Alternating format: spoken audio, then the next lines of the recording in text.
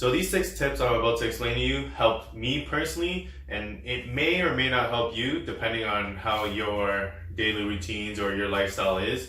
But I work a 9 to 5 generally, and these tips helped me in the past, and they still continually help me and the people that I've worked with.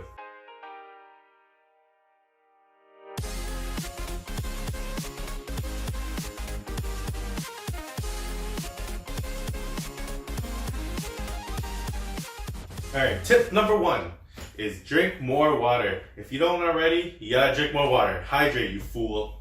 So the reason being is water can help your blood flow, which can also help transfer nutrients throughout your bodies and your muscles that need help growing. Water also helps digestion, which will help break down food, which will end up fueling your muscles. Number 2, portion control.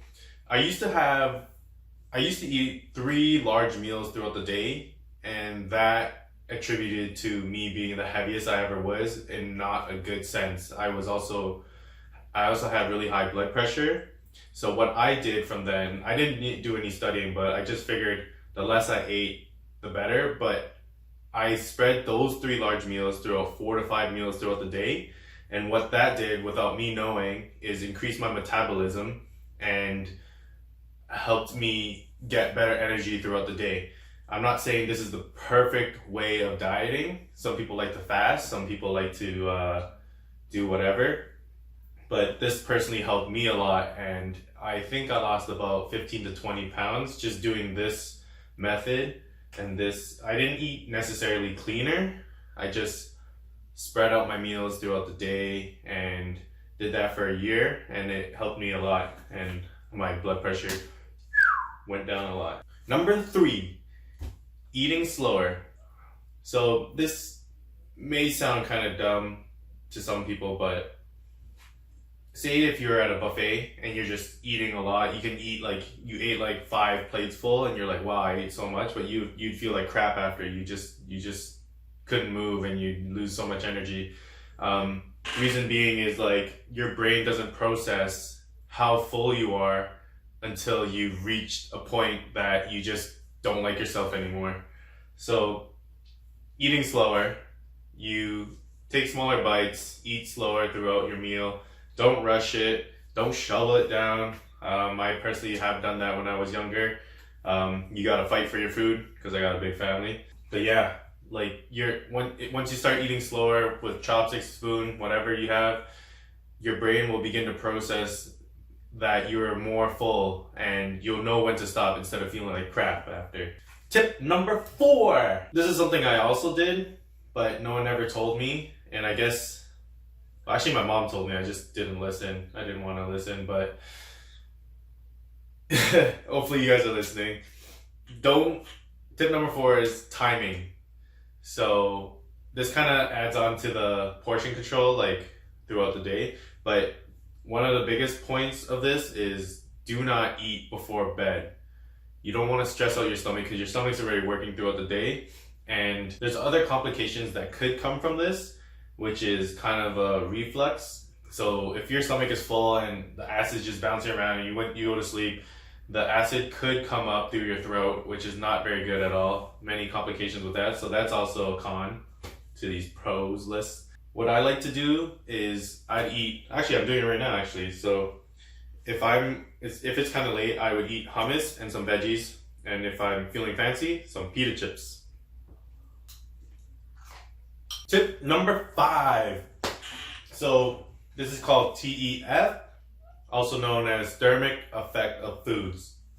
Some of these include meats, fish, especially salmon, dairy products, legumes, nuts and seeds. So what thermic foods are is food that take more energy to break down. So versus you eating a bowl of pasta, you could be eating these things and you would be gaining these nutrients, these X amount of nutrients, but you'd be taking more energy to digest them, which also increases your metabolism, which will also help in your diet. Studies have shown that through these thermic effect of foods, you can gain from 15 to 30% more metabolism versus 5 to 10% for just carbs and 0 to 3% for fats. I'm not telling you guys to eat salads all day, every day. I mean, just incorporate more of these products into your diet. So if you're eating a huge bowl of pasta, maybe you can cut that in half, add some veggies or more nuts or meats, some dairy, but also obviously everything has to be in moderation. So try to divide your meals up and don't have too much of one thing, because too much of one thing is not very good either. Finally, tip number 6. We get to the good stuff. Caffeine, well, not all caffeine, but coffee or tea. These are known as diuretics, and with the right amount of consumption and control, you guys could gain up to 4 to 10% for metabolism increase for oolong tea and green tea, especially, or up to 11% with coffee. You don't want to be overindulging and just crashing throughout the day and feeling like crap.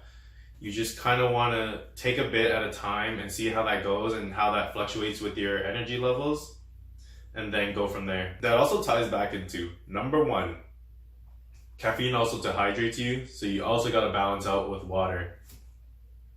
Alright guys, these are my 6 tips that will help you lose weight without working out, and hopefully you'll see results and try them out. And if you do, let me know how it goes. Try it out for a month, test out this test, and let me know what your gains are. So I recommend taking a picture now, trying these practices, or even doing the workouts too, and then take another picture later for yourself, 30 days later. If you like your results, let me know, tag me. Alright, thanks guys for listening to my 6 helpful tips of losing weight without working out. And don't forget to like and subscribe, and stay safe and stay healthy. Bye bye. Finally, tip number 6. I think that's a 6. Duh. That was not bad.